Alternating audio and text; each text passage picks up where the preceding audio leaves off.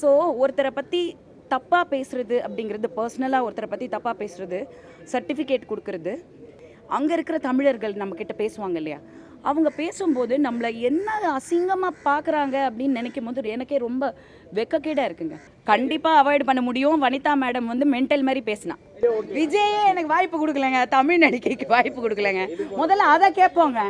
Personal பற்றி நான் பேசிகிட்டு இருக்கேன். Personally do not talk about anybody, nobody as the. நானே உளர்னா கூட நாளைக்கு என் பேட்டி எடுத்து போடாதீங்கன்னு தானே நானே சொல்கிறேன்.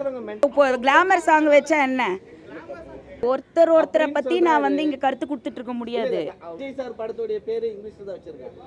சரிங்க, என்ன பண்ணலாம். மீடியா வந்து நிறைய விஷயங்கள் வந்து கொஞ்சம் கோவமா இருக்கேன் மீடியா மேல. I wanted to address that. எல்லாத்தையும் நீங்க எடுத்து போடுவீங்க, பட் ஏன் ஒரு சில விஷயங்கள் இப்போ படங்கள் ரிலேட்டடாக நீங்கள் போடுறீங்க, ஒரு ஒரு கான்ட்ரவர்சினா போடுறீங்க, ஆல் தட் இஸ் ஃபைன்.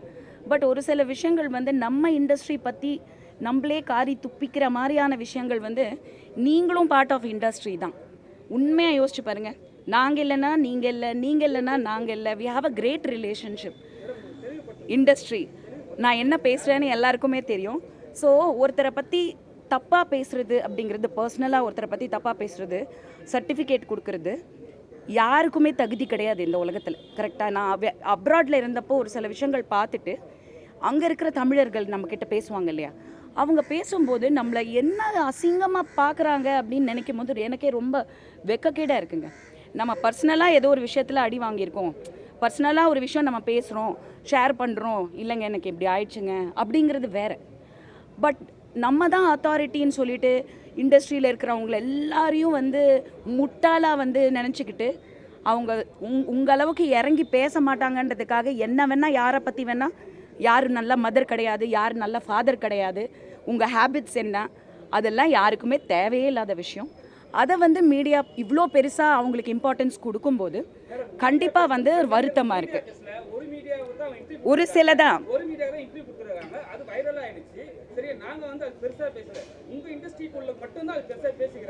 இல்லைங்க, இல்லை, நான் தான் சொல்கிறேனே, நான் வந்து இண்டஸ்ட்ரியிலே இல்லை ஒரு மாதமா, நான் வெளிநாட்டில் இருக்கேன். அப்போ அவங்க வந்து அந்த விஷயம் கேட்கும்போது நமக்கு அசிங்கமாக இருக்குல்ல, என்னங்க உங்கள் இண்டஸ்ட்ரியிலே இப்படி. அப்போது நம்ம போய் இதை பற்றி பேசி அதை பெருசு பண்ணுறதுக்காக இல்லை. பட் ஒரு சில மீடியா, அகெயின் ஒரு சில மீடியா இதை உட்காந்து பெருசாக காமிக்கிற போது நான் பொதுவாக தான் பேசுகிறேன். தரமான மீடியாக்கள் யாரும் செய்ய மாட்டாங்க. ஆனால் நான் எடுத்து வைக்கிற வேண்டுகோள் என்னென்னா, இது மீண்டும் மீண்டும் கிளறி இது அடுத்த ஸ்டேஜுக்கு யாரும் எடுத்துகிட்டு போகாதீங்க. ஏன்னா இது நம்ம இண்டஸ்ட்ரி. நம்ம இண்டஸ்ட்ரியில் இருக்கிறவங்கள நம்ம தான் ப்ரொடெக்ட் பண்ணணும். நம்மளே அவங்கள காரி துப்பி அசிங்கப்படுத்தினா அப்புறம் ஒன்றுமே கிடையாது. யார் வேணால் யாரை பற்றி வேணால் பேசலாம் இல்லையா, எதுக்குமே ப்ரூஃப் கிடையாது. பேசுகிறவங்க பேச தான் செய்வாங்க. ஒதுங்கி நாங்கள் போகிறோம், இதை வந்து அவாய்ட் பண்ணிட்டு போகிறது ஒரு விஷயம் கிடையாது. ஆனால் மீடியா கிட்ட நான் கேட்குறேன், அவங்க யார்கிட்டையும் நான் பேச விரும்பல, மீடியா கிட்ட கேட்குறேன், இந்த மாதிரி விஷயங்களை, ஒரு சில விஷயங்களை என்கரேஜ் பண்ணாதீங்க, படங்கள் ரிலேட்டடாக பண்ணுங்க.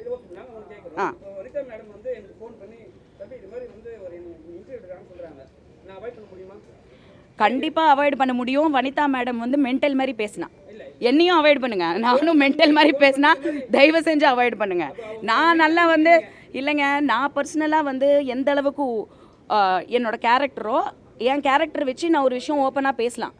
நான் இல்லாத ஒரு விஷயத்தை பற்றி, இப்போ நானே கேரக்டர் ஒரு விஷயத்தில் சரியில்லைன்னு வச்சுப்போமே, ஓகே, என்னோட கேரக்டரே ஒரு விஷயத்தில் ரொம்ப ரொம்ப தப்பாக இருக்குது, அந்த விஷயத்தில் ஒரு விஷயத்தில், அந்த விஷயத்தை நான் எல்லாரை பற்றியும் நான் தப்பாக பேசும்போது யார் தப்பிங்க? மென்டல் பேச தான் செய்யும். நம்ம மீடியாக்கள் வேண்டாம், அவாய்ட் பண்ணிவிடுங்க. இது ரிக்வெஸ்ட்டாக தான் நான் கேட்குறேன். ஏன்னா இண்டஸ்ட்ரியில் நம்ம எல்லாரும் இருக்கோங்கிறதுக்காக, நம்ம பிள்ளைங்க, என் பிள்ளைங்க வராங்க நாளைக்கு இண்டஸ்ட்ரியில், அசிங்கம் வேண்டாம், பேசுகிறவங்க பேசட்டும், நம்ம அதை பெருசுப்படுத்த வேண்டான்றது தான் என்னோடய வேண்டுகோள். ஒரு அன்பான வேண்டுகோள், எனக்கு உரிமை இருக்குது, அதுக்காக நான் பேசுகிறேன், அவ்வளோதான். இந்த படம் சம்மந்தப்பட்டு ஐ ஹோப் நீங்கள் எல்லோரும் பார்த்துருக்கீங்க. என்ன ரிவ்யூஸுன்றது இன்னும் தெரியல, பட் பார்த்த வரைக்கும் நீங்கள் எல்லாருமே சொன்னீங்க நல்லா இருக்குது, படம் நல்லா இருக்குன்னு கூட கேள்விப்பட்டேன். நான் ஐ சா ஒரு சிலர் பேசினதை பார்த்தேன் நான் மீடியாவில். ஸோ ஹோப்ஃபுல்லி இந்த படம் வந்து மக்கள்கிட்ட கொண்டு போய் சேருங்க. சினிமாவை வந்து வளர்க்கணும், சினிமாவை வாழ விடணும், வளர விடணும். அப்போ தான் அடுத்தடுத்த ஜென்ரேஷன்ஸில் வரக்கூடியவங்களுக்கு வாய்ப்புகள் கிடைக்கும். இண்டஸ்ட்ரி வந்து நல்லா இருந்தால் தான் நிறைய பேருக்கு தொழில் டெக்னீஷியன்ஸ்க்கும் சரி ஆர்டிஸ்ட்க்கும் சரி எங்களோட வாழ்க்கையே இதை நம்பி தான் இருக்குது. ஸோ நீங்கள் தான் அதுக்கு சப்போர்ட் பண்ணணும். ரொம்ப நன்றி. ஆ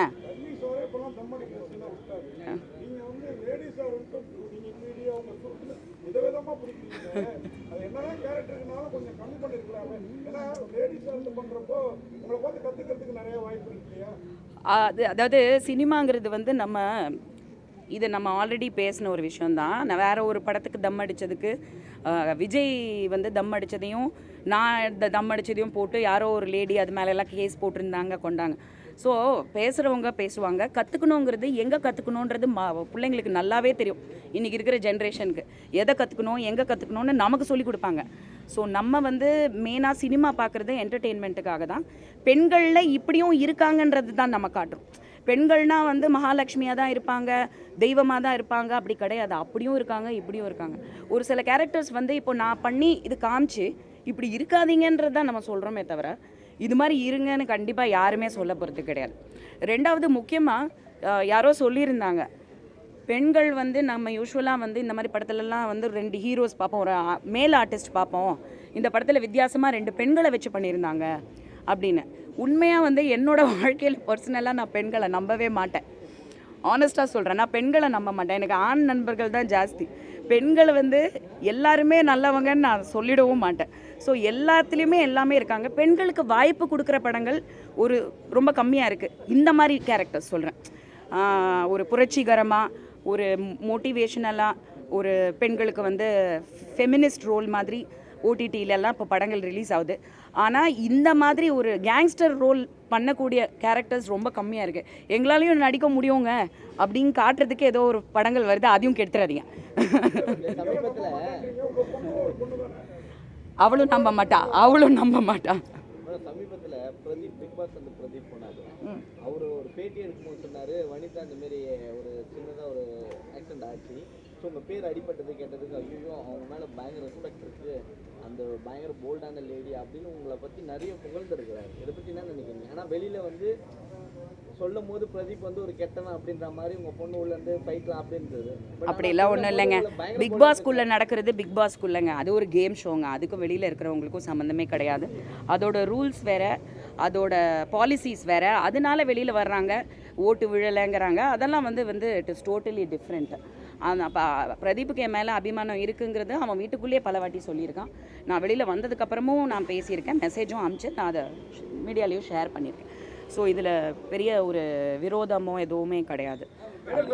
ஒரு லேடியை பற்றி நீங்கள் சொன்னீங்க, அவங்க வந்து தேவையில்லாத வார்த்தைகளாக விடுறாங்கன்ட்டு. இதே படத்துக்கு தான் வந்து நம்ம பைல்வான் ரங்கநாதன் வந்து பேட்டி கொடுத்தாங்க, அதை பற்றி கொடுக்கல. இந்த படத்துக்கு ஃபுல்லாக சப்போர்ட் பண்ணுறாங்க பைல்வான் ரங்கநாதன். ஆனால் வந்து அவங்க பைல்வான் ரங்கநாதன் தான் டோட்டலாகவே காலி பண்ணி பேசினாங்க. இது வரைக்கும் நீங்கள் பைல்வான் ரங்கநாதன் பற்றி அந்த லேடியை பற்றியும் பேசுனதில்லை, இவரை பற்றி மேக்ஸிமம் பேசுனதில்லை. ஸோ இந்த படத்துக்காக சப்போர்ட் பண்ணுறதா இதை பேசுவீங்களா? எந்த படத்துக்காக? இந்த படத்துக்கு வந்து யாரை பற்றி பேசினா எனக்கு கவலை இல்லைங்க. ஆனால் சினிமாவில் இருக்கிறவங்களே வந்து பர்சனல் விஷயங்கள் வந்து பேசும்போது, சர்டிஃபிகேட் கொடுக்கும்போது சத்தியமாக காரி துப்புற மாதிரி இருக்குது. அதை நம்ம எடுத்து போட வேண்டான்ற அவ்வளோதான். நானும் ஒரு சேனல் வச்சு நடத்துகிறேன் யூடியூப்பில், நானும் மீடியா பர்சன் தானே.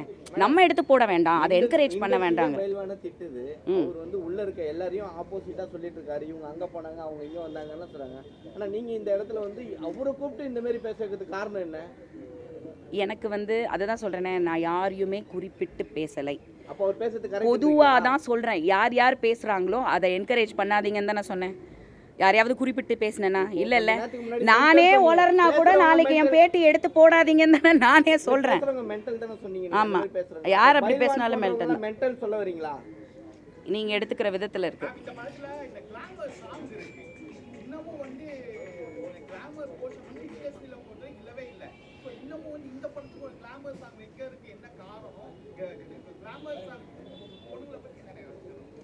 அது வந்து நான் சொல்லுவேன், மேடம் சொல்லுங்க. நான் படமே பார்க்கல. ஏங்க இப்போ கிளாமர் சாங் வச்சா என்ன? இல்லைங்க, நான் ஒரு பேச்சு இல்லை நான் ஒரு பேச்சு கேட்குறேன் உங்களுக்கு.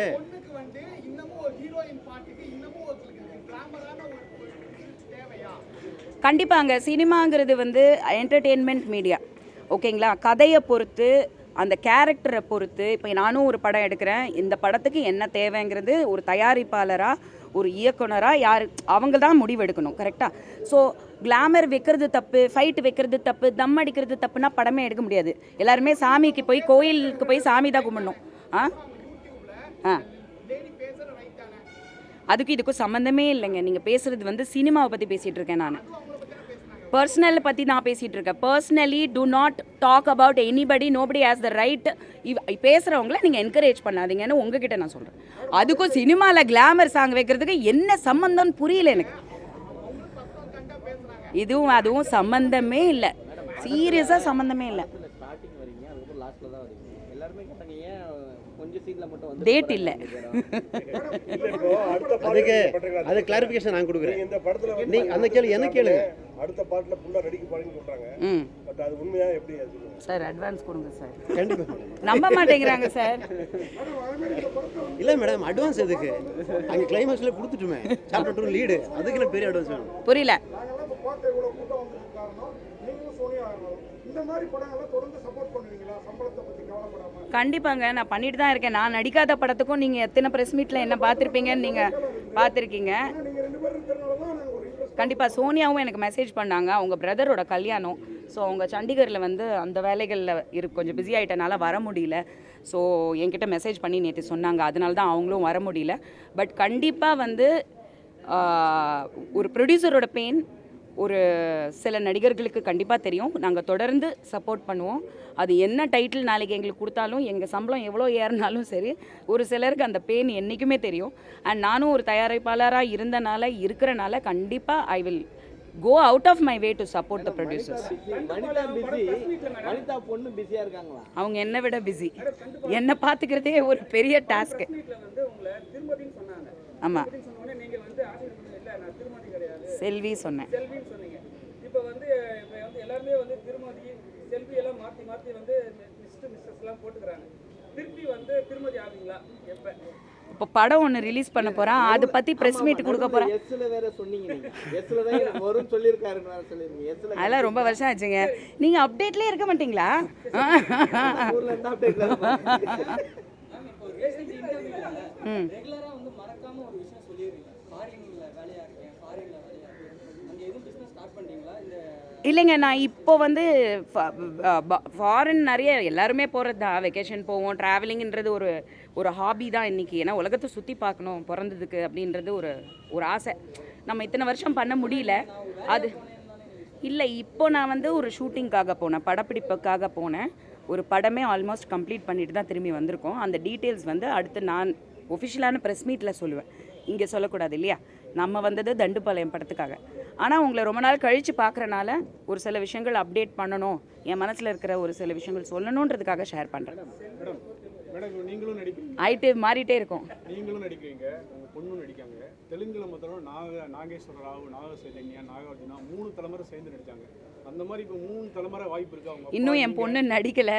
அவங்க இனிமேல் இல்லை, அவங்க ஜஸ்ட்டு ஒரு ப்ரமோஷன் சாங் தான் பண்ணாங்க. பிகாஸ் பார்த்திபன் சாரோட அசிஸ்டண்ட்டாக ஒர்க் பண்ணனால அவர் அந்த சாங்கில் நீ தமாஷா பண்ணுனாரு. நானும் அவரோட படத்தில் ஃபஸ்ட்டு அந்த ஒரு வாய்ப்பு கிடைக்கிறது பெரிய விஷயம். ஸோ அதனால அது ஒரு இன்ட்ரடக்ஷனாகவே மாறிடுச்சு. பட் இன்னும் பேத்தி அம்மா 3 பேரும் சேர்ந்து நடிக்க வாய்ப்பு இருக்கா அவருக்கு? அது எனக்கு தெரியல. எனக்கு மார்க்கெட் இருக்குன்ற நம்பிக்கை இருக்குது. நான் சேர்ந்து நடிப்பேன். வைரமுத்து சார் லேட்டஸ்டாக சொன்னாரு, தமிழ் இதில் இண்டஸ்ட்ரியில் வந்து ஏங்க வைக்க மாட்டாங்க. ஒருத்தரை பற்றி நான் வந்து இங்கே கருத்து கொடுத்துட்டு இருக்க முடியாது. அவர் சொன்னதுக்கு யாருன்னே எனக்கு தெரியாதுங்க. இவங்கெல்லாம் சத்தியமாக எனக்கு தெரியாதுங்க. எனக்கு தெரியாதுங்க. நான் பார்க்குறதே யாரோ சொன்னாங்கங்க இந்த மாதிரிலாம் நடக்குது. அதை வந்து உங்ககிட்ட தான் நான் பேச முடியும். அவங்கக்கிட்ட போய் பேசணும்னு எனக்கு அவசியமே கிடையாது. பேர் வைக்க மாட்டாங்க மோஸ்ட்லி. தமிழ் நடிகர்களை முதல்ல போட சொல்லுங்க படத்தில், அப்புறம் பேர் வைக்கலாம். இல்ல சமீபத்துல விஜய் போடுறதெல்லாம் விஜய் சார் படத்தோட பேரு இங்கிலீஷ்ல தான் வச்சிருக்காங்க. சரிங்க, என்ன பண்ணலாம்?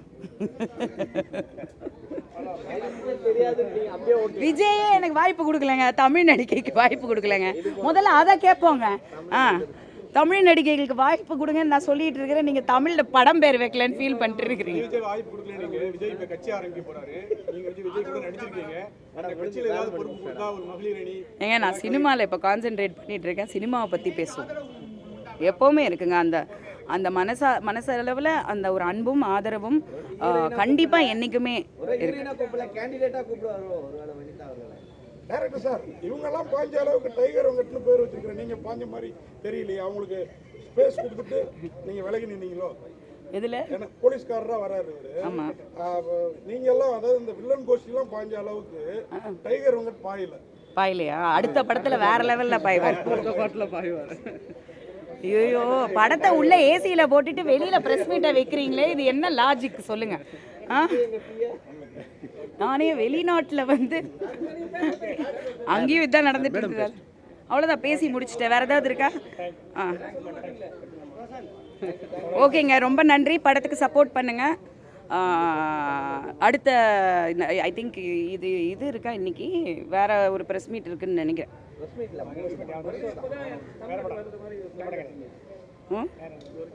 ஹரா இல்லை